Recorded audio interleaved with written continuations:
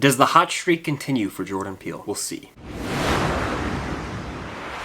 What's going on, guys? I'm Chris and welcome back to another video. So today I'm giving you my review of Jordan Peele's Nope, his third film as a director. And before I give you guys my thoughts on this movie, make sure to hit that like button, comment down below your thoughts or your expectations on the movie if you have not yet seen it, and make sure to subscribe and hit that notification bell so you don't miss out on any future reviews like this one. So here's a quick background on my relationship with Jordan Peele. I adore Get Out. It's a 10 out of 10 for me. I think it's his best movie. Probably should have won Best Picture at the Oscars. And Us, I really enjoy. I think it's another great outing for him. So he was 2 for 2 coming into Nope, but does this movie stick the landing?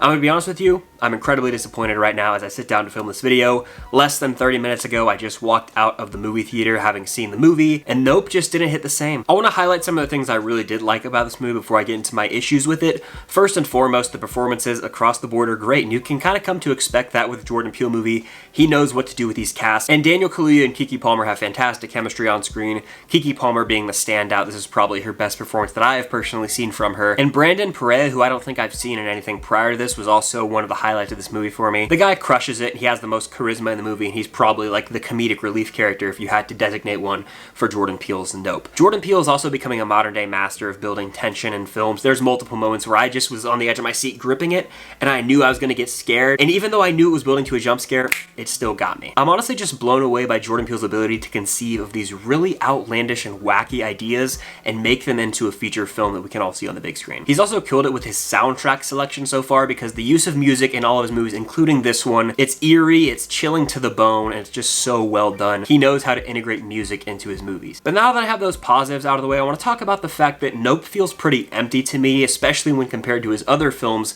And the main reason I think I didn't love this movie or really get on board with a lot of it is because I failed to connect with the characters. I felt like I didn't know them as well as I did in the other Jordan Peele films, and I really just felt like this movie was so ambiguous through and through that it really took away from my overall enjoyment. And I am perfectly fine with ambiguity, leaving a lot to the imagination, and somewhat, having to interpret the ending or certain parts of the journey along the way to myself. I'm fine with that, and I totally dig that. But oftentimes, because there was no clear explanation as to what exactly was going down in this movie, I found my interest waning, and I just didn't really care that much. Like, I was absolutely engaged, and I felt the tension that Jordan Peele was creating, but it didn't really have much substance behind it. Like, to me at least, when these characters were put in really dangerous situations, I didn't feel as invested into that tension-filled moment as I should have, because I just didn't know enough about the characters or really have this emotional connection with them yet, because I don't feel like the movie takes its time to develop them as much as it should before the antics ensue in this movie. I think Jordan Peele's strong suit in his other two movies is developing these characters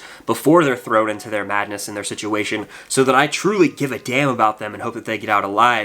While in this movie, I feel like these are the weakest written characters that we're supposed to really fully care for. I also can appreciate symbolism in movies and really having these underlying themes, and this movie is definitely loaded with them, and I'd probably have to really sit on it to try and fully process every single one that was in this movie. But if I'm being completely honest, at times, a lot of scenes ended up feeling sort of throwaway to me, and entire storylines of characters went unresolved to me, and that was a big bummer. Like, for a Jordan Peele movie, the plot was pretty paper thin and very bare bones. Yes, it had moments of laying, seeds for the imagination to run wild and try and, interpret these different little hints and aspects of these different shots and all these various things that are kind of subtly thrown into the movie. But at a surface level, like, the movie just didn't do much for me. Like, I felt the same way when I walked out of the theater as I did when I went and saw the movie. I felt like I still hadn't seen the movie Nope, if that makes sense. Like, it was fine. I was somewhat entertained at times, but this isn't one that I'm going to be talking about with friends or theorizing about for like years to come. Like, after I watched Us, I walked out of that theater and I was talking about it all night. After I watched Get Out, I wanted to watch the movie again immediately. Nope is one that I'm not too interested in checking out again anytime soon, and I think it's just because I didn't really care about the characters, and the story for a Jordan Peele movie was by far the weakest. On paper, I love the concept of this movie because we don't get these alien UFO type movies that much, and especially from a director like Jordan Peele who's proven that he can do trippy, mind-bending horror films, this one really fell flat in terms of that genre. As a matter of fact, it almost felt like this movie was multiple genres kind of blended into one, but not as effectively as it could have been. Like, there are moments when you can see an adventure vibe sort of shine through. There's obviously horror thriller elements as well, and a little bit of comedy laced in throughout the movie too.